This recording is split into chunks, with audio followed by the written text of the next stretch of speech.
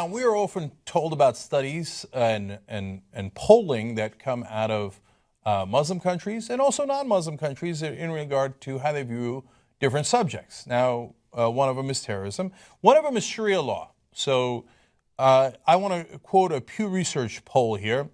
Do you support the establishment of Sharia as official law? They asked in majority Muslim countries in North Africa and the Middle East. And that is a stunningly high number. 74% of the people in those countries said yes, they support Sharia law. Now, this is where a lot of people stop and go, oh my God, that's it. They all believe in chopping hands, heads, etc. But of course, the interpretation of Sharia law is enormously diverse.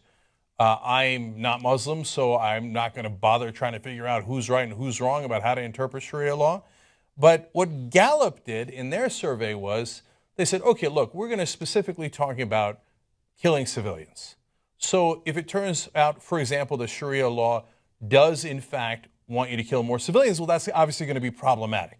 But let's find out if that is what they say, right? If that is the interpretation of the people in those countries. So they asked, do you believe in the deliberate targeting and killing of civilians is sometimes justified? Now, the other option was never justified.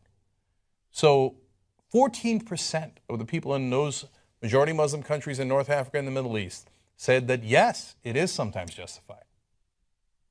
So that's a little damning. It's nowhere near the 74%. Obviously, most people do not interpret Sharia law to mean that at all. But 14% is an unfortunately high number. Now, before you judge, let's find out what other countries answered to that same exact question.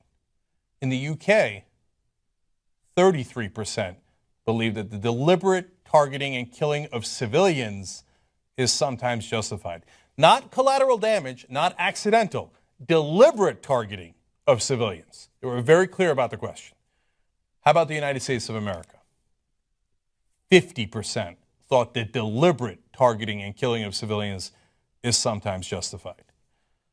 So, if we're looking at polling to determine who is more violent and more prone to what we normally, colloquially call terrorism, the deliberate killing of civilians, it turns out the population of the United States is about 4 times as likely to support the deliberate killings of civilians.